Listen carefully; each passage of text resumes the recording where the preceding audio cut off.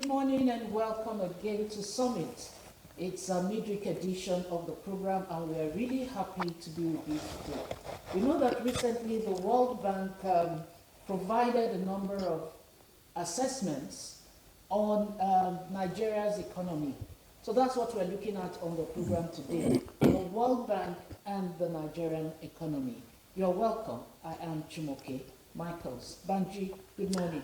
Jumoke, good morning. Economy is key because it actually drives, it dictates, determines so many things that happen to us, particularly in this country, Nigeria.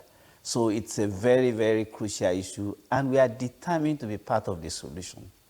My name is Banji Busari. This is our midweek edition. All right, and we have someone who is apt to talk about this issue because he's a Nigerian, a public affairs analyst and attorney at law, Dr. Jide Ologo. You're welcome, sir. Thank you very Good to much. have It's you. my pleasure to be You here. earned the degree, so The PhD. so we need to start here You need- acknowledging yes, the I PhD. claim it. you. You're welcome, sir. Well, it's like I said, it's a very crucial issue at the moment because every Nigerian, irrespective of the class, is actually talking about President Tinubu's policies, how it has impacted us socially, economically, and all of that. We are all aware of where he started from, the removal of subsidy, and then a floating of the naira. And then since after those decisions were taken, it has not always been an easy experience for Nigerians. But reports have it that these policies have the strong backing of the World Bank based on the series of loans that we have taken. And those policies that the government is actually implementing locally are direct, policies by the World Bank to aid us to recover from the economic woes that we have suffered in the last couple of years. What's your assessment, to start with, of these major policies as we speak? Thank you very much. And let me start by letting us know that the total indebtedness of Nigeria to World Bank in this 2024 fiscal year is about $16.5 billion. You see, and that is huge. And I listened to the World Bank representative saying that Nigeria needs to pull through the present policies and that it may, however, not materialize into celebrations until after 15 years. And I can let you know that's a long time from here. And now coming back to some of the policy decisions that the president took, I want to hinge it on a maxim that it's better to measure 10 times and cut once than to measure once and cut 10 times. And let's look at the removal of the fuel subsidy. Obviously, it has not led us into a pleasant experience. Rather, it has thrown the nation into serious hardship and the inability to tame the inflationary trend in the oil and gas sector. Because as we speak now, the pump price of petroleum, particularly even in NNPC stations in Lagos State, for instance, is a little bit less than 1,000 naira. 998. Exactly. So I just want to approximate it. And that is huge, particularly when you consider the fact that the minimum wage benchmark is about 70,000 naira. And then the floating of the naira also came as a twin crisis prompter, in the sense that if we were to be a productive nation earning forex, it could have been helpful, because as at now, a dollar, it's about 1,600 naira and above, and that also is huge. So these two policy decisions combined has thrown the nation into chaos, and obvious chaos for that matter. So if you want to speak in the boardroom, you talk about returns on investment or returns on decisions. So obviously, it has not brought us positive results. And the government may appear to have the best of intentions, but the citizens, are they patient enough? Because what Section 14, subsection 2 of the Nigerian Constitution 1999 as amended says is that the security and the welfare of the citizens shall be the primary purpose of government, which should have been the consideration. And many top-line stakeholders have spoken.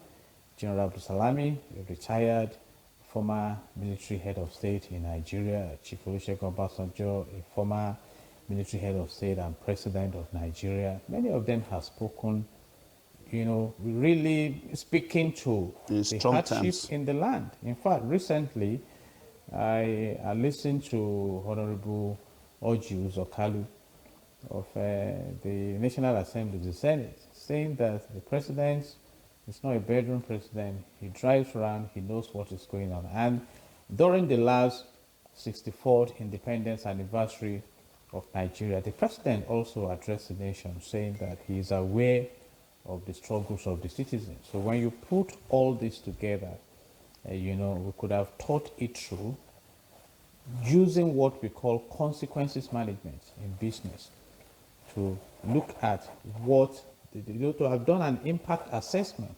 But obviously, from what the World Bank just stated now, that may take us 15 years. You can imagine another 15 years with this kind of experience, because CBN promised to tame the dollar, but so far so good.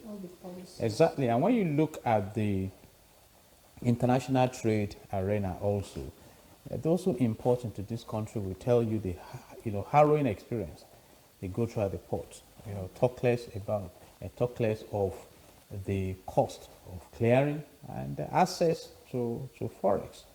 So these are issues. So this is a serious matter that should be treated as an emergency. So I cannot imagine Nigerians going through what they are going through in another 10 years, talk less of 15 years. But if you look at what the World Bank has said, alongside their statement that Nigeria is going in the right direction, the policies of the government, they also acknowledged our challenges, being that infrastructure gaps, insecurity and violence, low state capacity, limited service delivery, among others.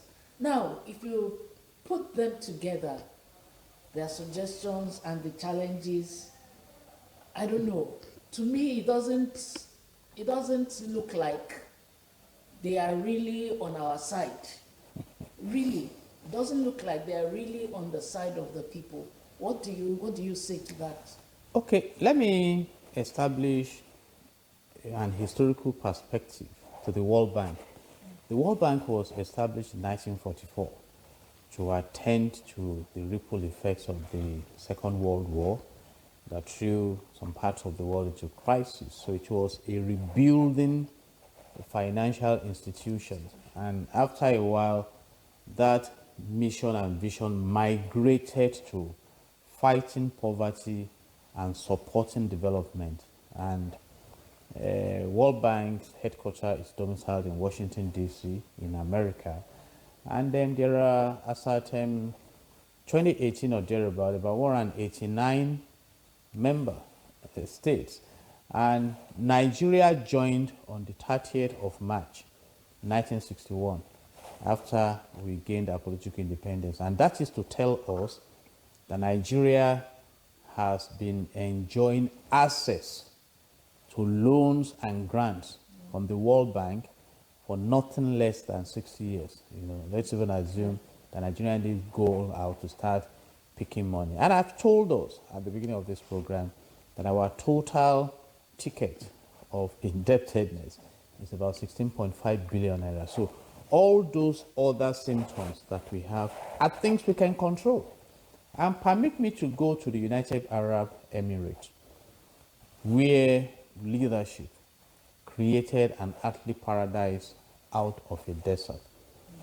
They engaged their oil and gas resources and wealth with internally generated financial support, to develop that region. And what was the strategy?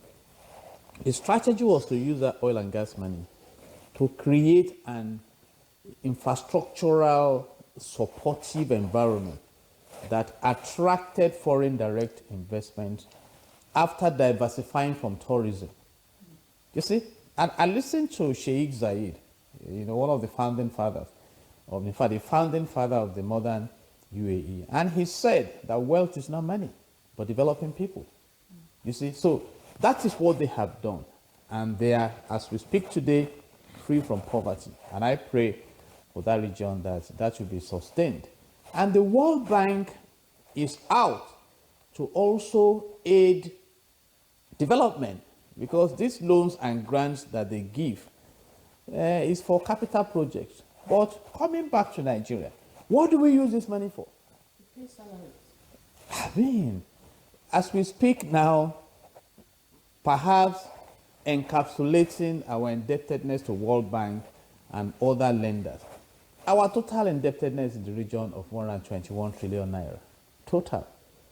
You see, recently I read that we were using about 96% of our inflow.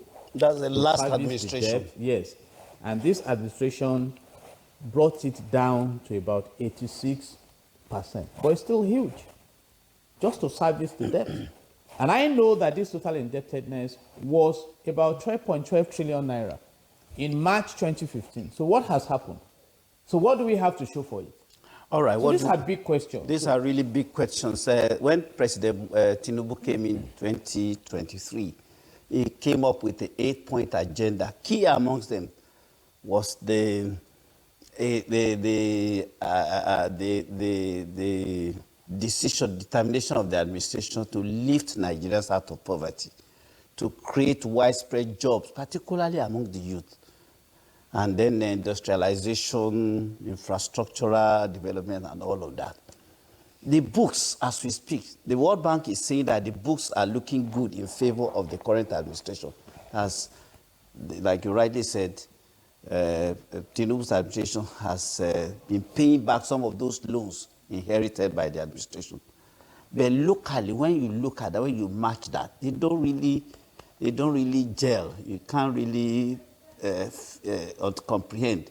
The books are looking good, but Nigerians are being further impoverished by the day. The GDP used to be $1, far below $1 now. So how do we, I mean, the CBN's position and Nigeria's policies, how do we match both? Yeah. You see, there's a difference between theory and practice. Aesop, a wise man, said that after much is said and done, more is said than done. So anybody can have an agenda, but what do you practicalize? That is the big question here. I can go out there and shout to the whole world, I'm the richest man in my community, but when you visit my home and you see my children hungry,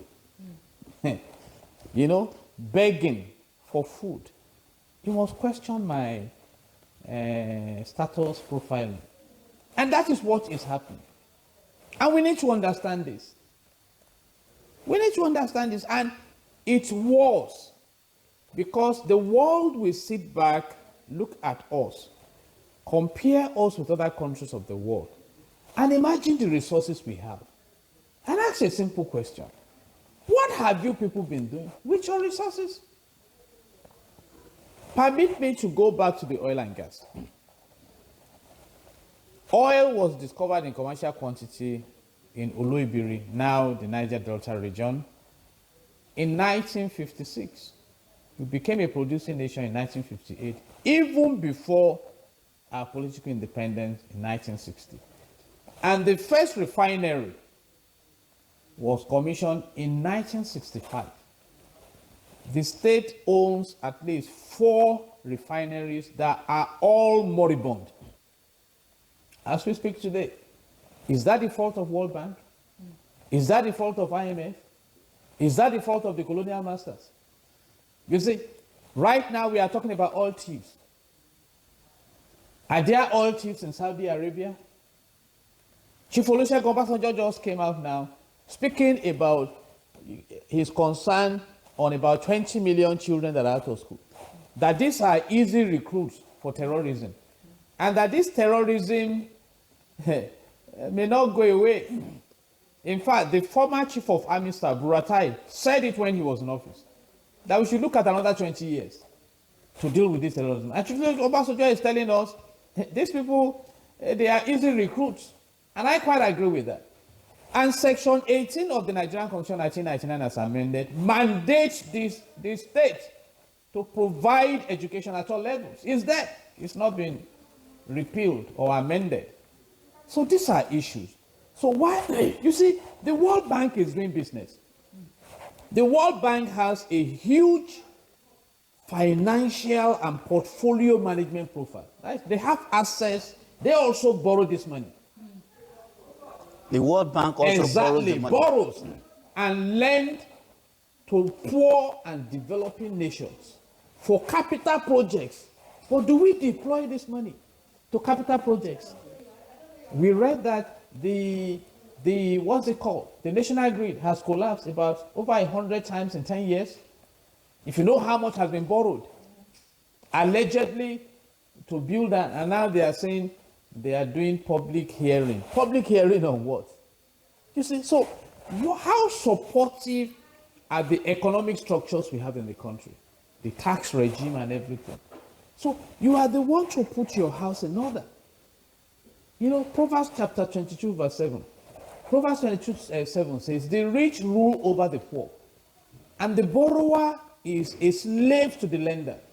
But there are countries of the world who have borrowed, and they have done well. All right, so with the borrowing. One of the recommendations of the World Bank is one of the reforms that the government is practicing, which is cash gifts. Conditional cash transfers. Cash transfers. I think we need to look at that.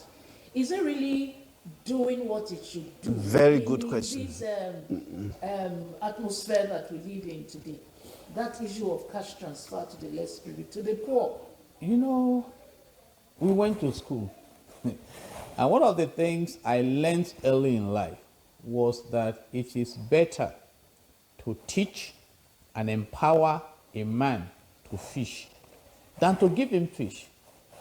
I use my own family as an example. I came from a family of 10 children, and somehow only one did not graduate from the university by choice, because my parents established that culture of education, the Ologun family, from the capital of the world, Okakoko in Ondo State. You see, and what did that do to us? We have never had to fight over property. It has liberated us to add values to our lives and add values to the society. You see, that is investment. But if all you do is just to pamper and do this, I have always spoken against palliatives. So how long? Look at the last dispensation before this present tenure. Trader money. So where are those traders now? China produced millionaires. I think they are now thinking about billionaires. It's a deliberate thing. You empower the environment. Manufacturers are closing down. Businesses are porting from the country. So where's the place of palliatives? There are many beggars on the streets now. So where were the palliatives they received? We read recently that 50 kilograms of rice we said for 40,000. Perhaps Mr. Banji knows the market where it's selling for 40,000, because as we speak right now, a bag of local rice is over 100,000 naira, and Christmas has not come. We are still in October. Let's be practical. Now, and by the side of this, we also read how much some senators are earning. Okay, now, that money they earn, is it money generated from oil and gas, from gold, from bauxite, from glass sand, from the numerous resources we have in the country, or from borrowed money? We need to wake up.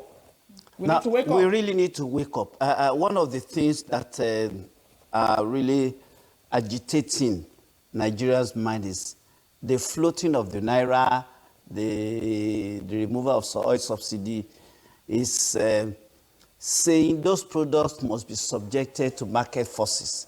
That is the buying and then the selling. Now, when you look at the Nigeria's economic power, in terms of what they take home, you just mentioned 70,000 naira monthly for an average worker. Now, is the fixing, is the amount they take home at the end of the month, is it also subjected to market forces, matching it with their productivity? And then this same amount is supposed to go to the market and buy according to the market forces. Now, shouldn't government have probably subsidized, remove subsidy in oil sector and then defend the naira such that Nigerians will be able to cope at least minimally? That's what some people think. Yeah, it's a good thought. But how do you defend naira?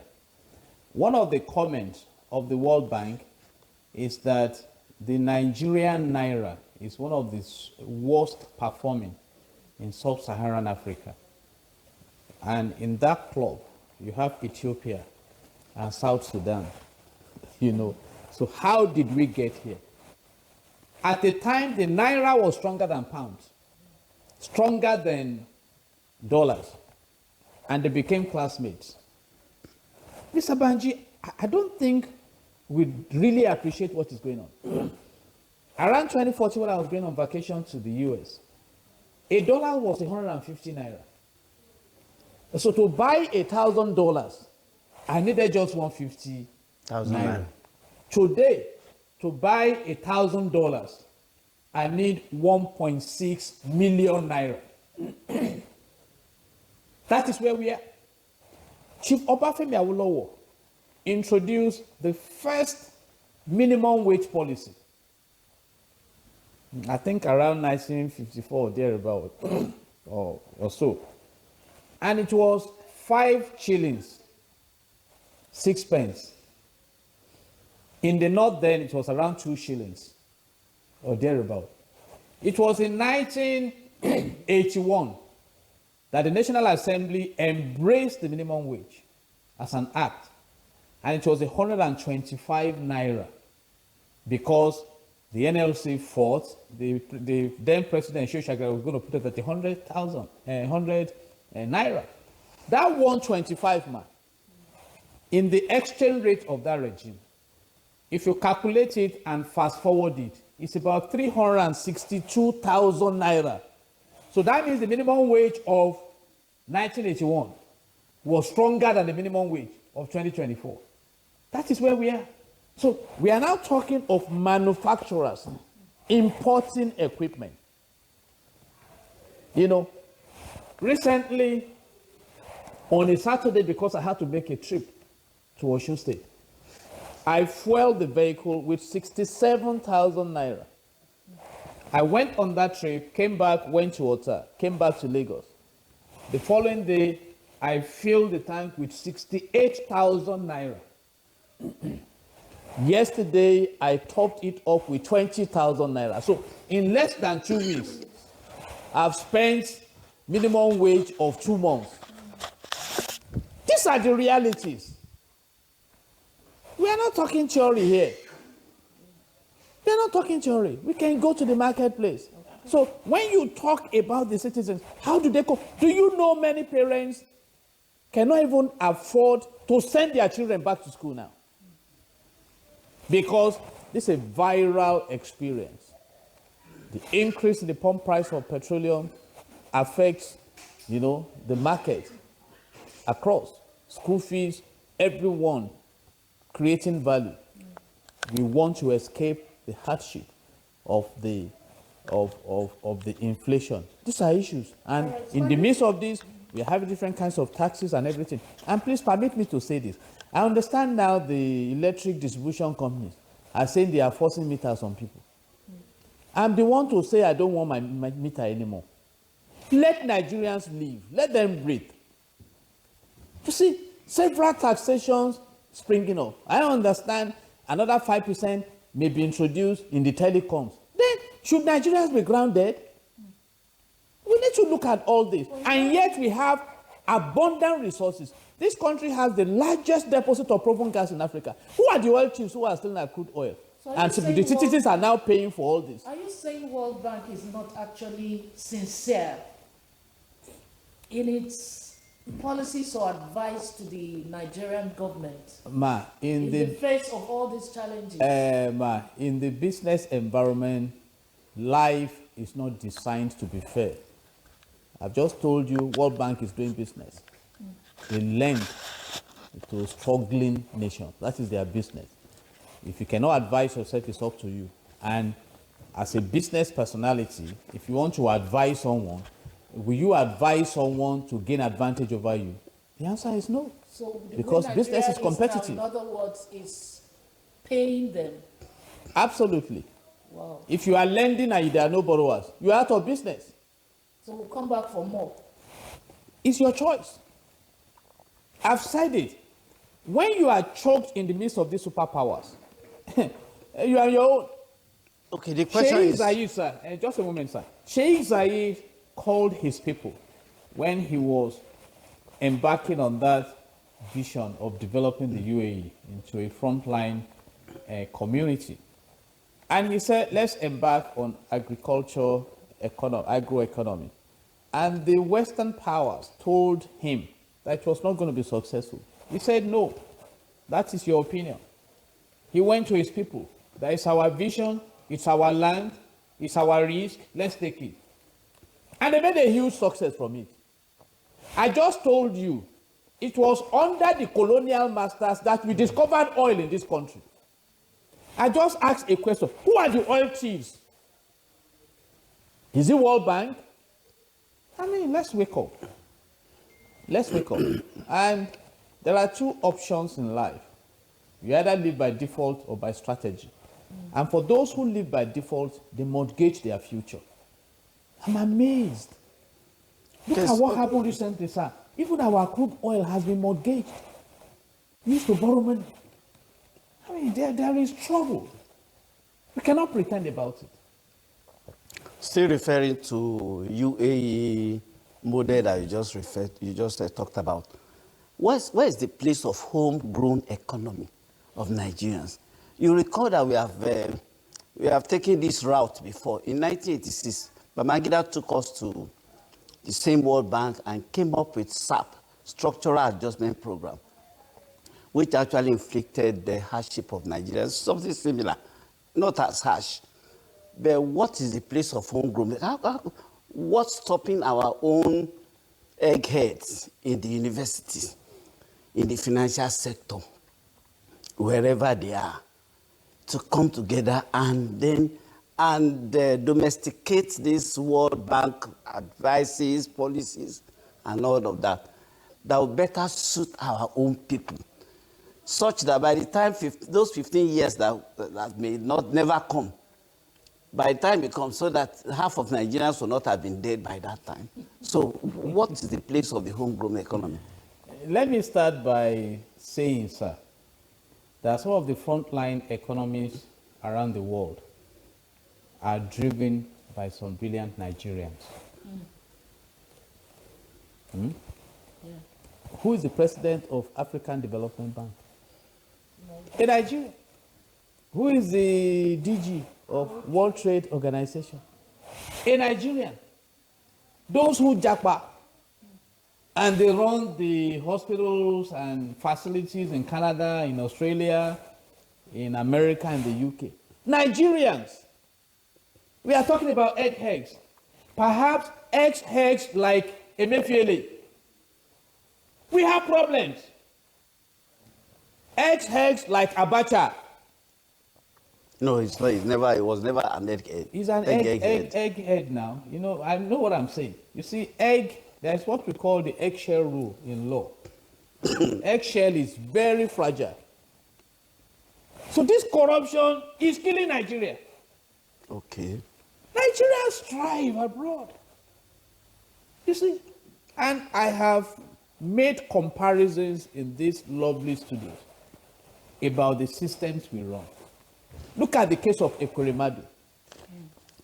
If he were to be handled by the Nigerian system, the honorable would have escaped. But look at the UK. We have no recognition for honorables, particularly when it comes to crime. There are things we resist. Where is Betty Edu with the prima facie allegations of embezzling money meant for humanitarian affairs and poverty alleviation? Series of corruption, no consequences. Who are the oil thieves? Who are the sponsors of Boko Haram? Several questions. So it's not about, this. So in other words, you're saying the that president of African Development Bank has complained, he has expressed himself, he has given facility and loans to Nigeria and things like that. So what else do we need? We want God to come down physically. I mean, in Genesis chapter 41, Pharaoh invited Joseph that let's face this problem, and the man created room for that egghead who delivered the world from a famine that could have wiped off everyone. So it's a matter of choice. And let me say this, I have not spared the truth on this matter. The President and Commander-in-Chief of the Armed Forces, Asiwaju Bola Ahmed Tinubu, whom I respect so much, is the presiding officer. And that is where you get the word president from, over this country. By virtue of Section 5 of the Nigerian Constitution 1999 as amended, he exercises the executive powers with others who support him, the Vice President, National Assembly, and all of them. So it's up to him what he wants to achieve. It's up to him. Former President Buhari did his own, he's gone. Somebody was trying to write a book. The books cannot correct history. History is documented. You cannot arrange history and lock history up somewhere. And that's what we are saying. Nigeria does not deserve poverty. I know what I'm talking about. So what do you think it should be? What? some people are saying, okay, Jumoke, I'm sorry. So in other words, we should not shift the blame for our continued impoverishment on the World Bank. World Bank is doing its job the way it understands. What difference? But our people should be held responsible. Mr. And Biden, you just identify the issue of corruption. Because people have been saying, we have allowed World Bank to rule us, to govern us in this country. what difference does it make if you blame World Bank? Will it close down World Bank? Are you the only member state of World Bank? Are you the only one that has gone to borrow money from World Bank? Some countries have borrowed money. Perhaps some countries even borrowed money from Nigeria to develop their countries. We are talking about pragmatic approach to national development. Singapore left Malaysia in 1965.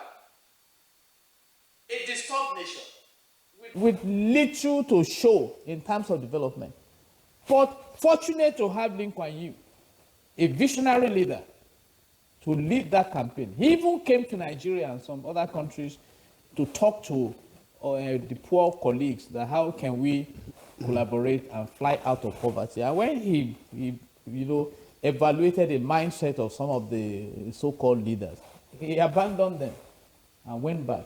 And this man succeeded in moving Singapore from a third world country to a first world country before he died. Today, Singapore is one of the best places to live and to work in the world.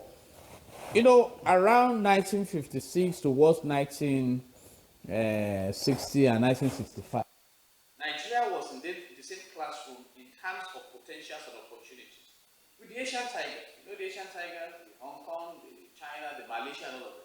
Where are those nations now? They are far ahead of us. Far ahead. We are talking of external influence. China at a time went into what we call isolationism in economics to develop potentials. And today, China is a global economic giant. Even America doesn't feel comfortable beside China. That's what we are talking about. All right, sir. So what would be your final word to the people, especially based on this last question that Bandy asked, that we should stop throwing the blame on the World Bank and perhaps look inwards? Just your final word, sir. I have said it. Many people blame the devil. And the day you come face to face with the devil, he will tell you it was your decision. Isaiah 1:19 says, if you are willing and obedient, you will eat the good of the land. And the word of God says that the fear of God is the beginning of wisdom. I've said it. Can we do what we call exchange of values? Can you surrender Nigeria and the resources to Singapore? And surrender Singapore to Nigerian leadership? Then let's compare notes after 6 months. So it's a matter of choice. I wish my president and commander-in-chief, I'm concerned about him. Good success that we go on the golden side of history. But from the remarks of World Bank now, even if the president gets additional time, it will be like 7 years. Let me be generous. Because the second year is running. And World Bank is talking of 15 years. And I can assure us, except deliberate actions are taken, the enemies of this state, you want to frustrate the president. You can quote me. I'm already Like me, I like that the national grid, the continued collapse is he is the part president. of the work, handiwork of the. Yeah. So you are not rewarded for excuses. You are rewarded for performance. And the blame game is a lame game. All right. Thank you so much, sir. Thank God. Your voice is a continuing conversation, so we still have more time to talk about these things. Thank you so much again.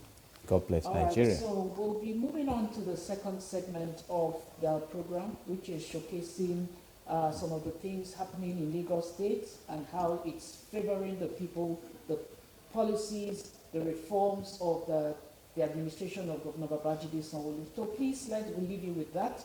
We'll see you again next week. I am Jumoke. Well, I do hope you reflect on the submissions of our guests this morning and also make your own contributions towards recovery of our economy in this country. My name is Banji Busari. See you again next week.